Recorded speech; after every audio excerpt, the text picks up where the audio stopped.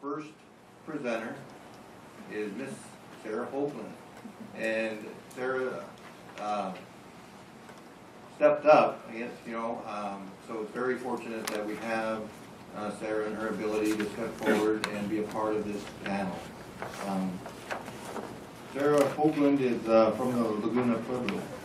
Is a recent graduate from the Bren School of Environmental Science and Management at the University of California, Santa Barbara, and was recognized as the Doris Duke Conservation Fellow in 2010.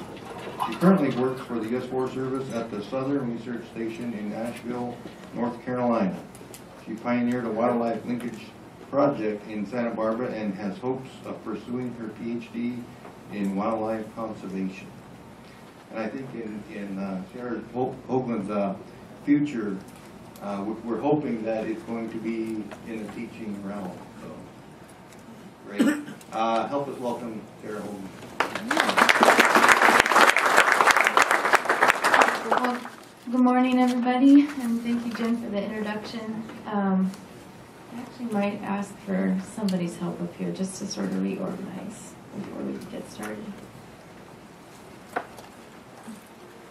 Are you guys okay with looking at Gary's slide for a little bit? I actually don't have a presentation together because I was asked on Tuesday night. I'll really mainly just be speaking.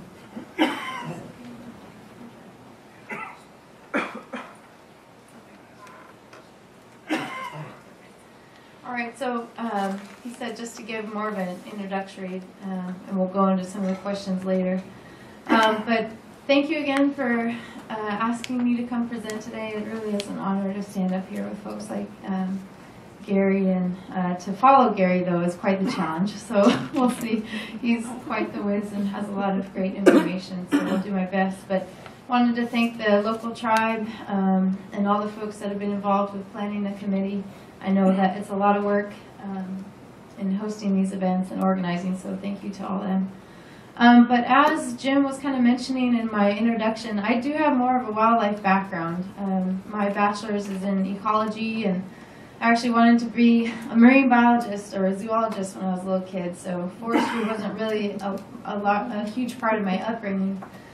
But my master's thesis, though, focused on oak woodland ecology and management in California, and so I started developing, more of those skills, and then now I'm in a PhD program at NAU in Flagstaff in the School of Forestry, and so now I'm, fully immersed in it, and coming from that background, I think is sort of unique because there was a point in time where I really was not only trained, but I kind of thought that the whole concept of cutting trees, was like, oh, how could you do that? That can't be right. We can't cut trees.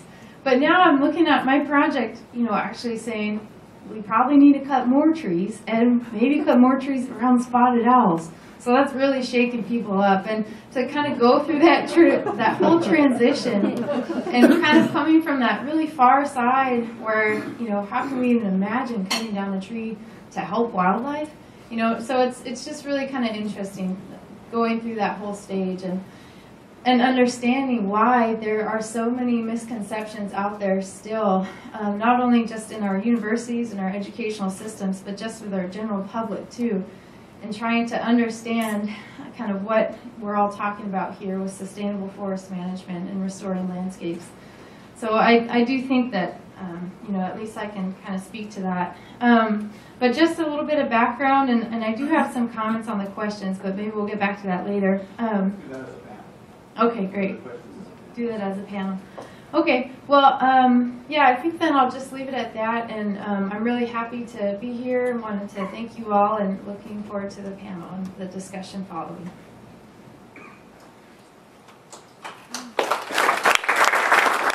Our next member of the panel is Russ Hoflich.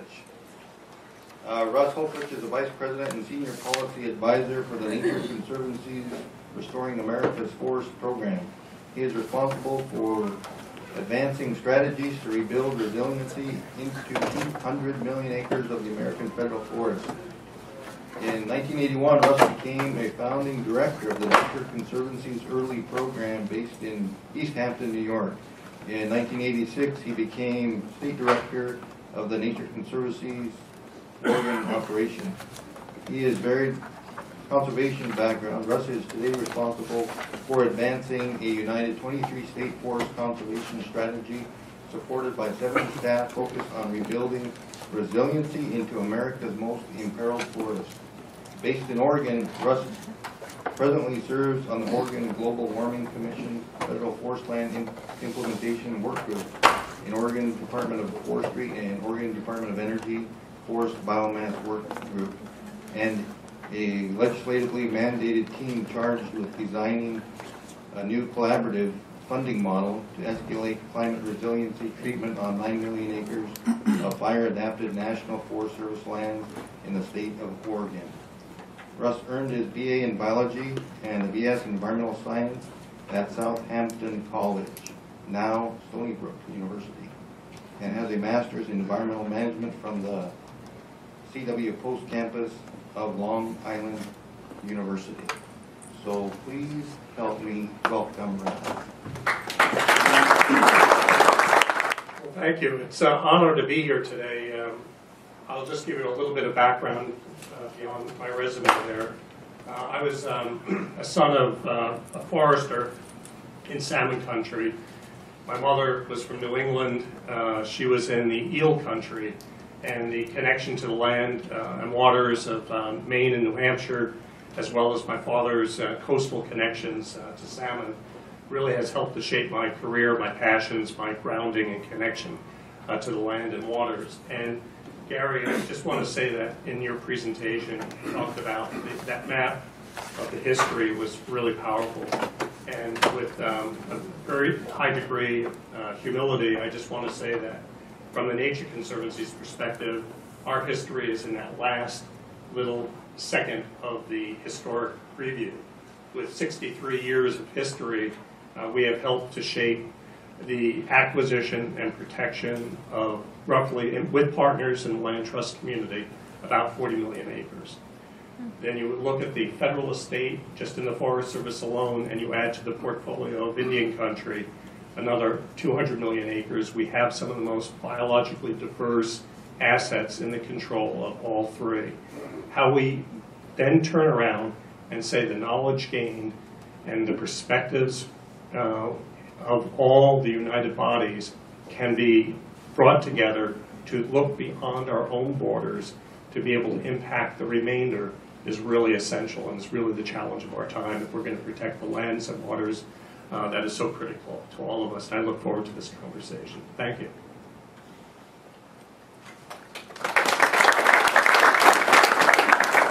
Thank you, Russ. I'm going to introduce a gentleman that needs no introduction. Our own president of Vineyard Tribal Timber Council, Philip Rigdon, and the Deputy Natural Resource Director for the Great Yakima Nation.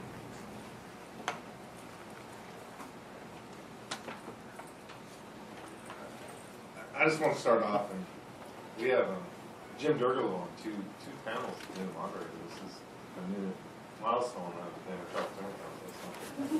I do thank you for that.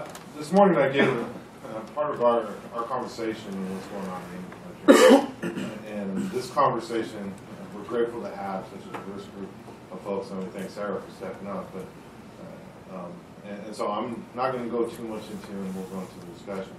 But the role and the folks that work here, this is an exciting conversation, but it's a challenging because of how large the real problem is across the landscape. How can we get there to achieve something that is more permanent, and how we deal with those things. And I do think any country is active. We react and respond to these things.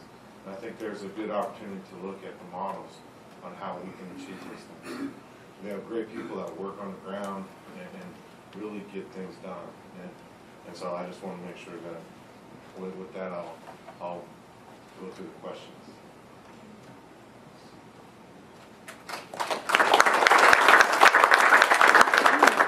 Thank you, Mr. President. Our last member of the panel is James Hubbard. Late in 2005, James Hubbard stepped into the position of U.S. Forest Service Deputy Chief for State and Private Forestry. with responsibility for fire and aviation management, national fire plan, cooperative forestry programs, forest health protection, conservation, education, urban and community forestry, and the Office of Tribal Relations. Between November 2004 and October 2005, Mr. Hubbard served as the Director of the Office of Wildland Fire Coordination with the Department of Interior. In this position, he had oversight for the implementation of the National Fire Plan and activities of the 5 land managing bureaus for forest fire prevention, mitigation, and partnerships with communities, tribes, and stakeholders. Jim was a member of the Colorado Forest Service for over 34 years before coming to federal service in 2004. He served as a Colorado State Forester from 1984 to 2004, where he oversaw 8 million acres of private and state forests. Please welcome James Hubbard.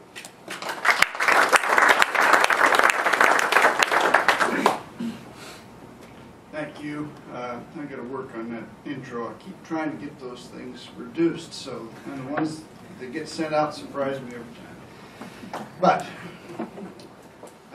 thanks for having me. Good crowd. Hope we have a lot of interaction, which we'll get to in a minute. If you'll notice, the panelists, Phil and I have these things, pieces of paper that we write on. Those other two are a little more advanced. They've got some computers, so watch out. They can pull up any kind of information. But a little bit on Gary's presentation. What I deal with in Washington in the policy area is very much fits into those buckets that you talked about, those 4 buckets. And the only one I ever get to talk about much is the important and urgent. So if it isn't important or urgent, that Congress that you heard described this morning isn't really going to do much with it. So when we talk about our challenges, that's what has to fit. Our challenges on the landscape are much broader than that. Many things are important but don't appear as urgent to decision makers. But there are some I think we can capitalize on and make some decisions. The other part of that, important and urgent, is the next question, if you even get an audience, is prioritize. What's the highest priority? Where can you take some action, and what kind of action that will make a difference? And that's then becomes the discussion of the priority and the concept of making a difference. I'd like to get into this collaboration discussion, but I'll wait and let that take shape based on the audience. And I certainly want to get into a discussion of cohesive strategy of hazardous fuels. In the Forest Service budget, we haven't seen major increases anywhere in a long time. This last fiscal year, we did see an increase in hazardous fuels. So we went from $300 million to $355 million.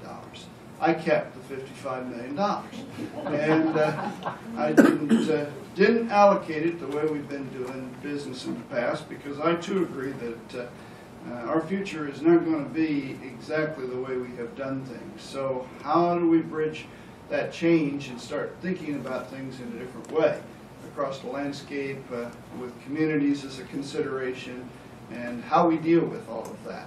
That's part of what I'd like to get into a discussion about with you, and how we start to make that kind of a change in dealing with a larger landscape that considers communities. So, Jim, are you going to moderate this? Jim, you're going to moderate this, so let it begin.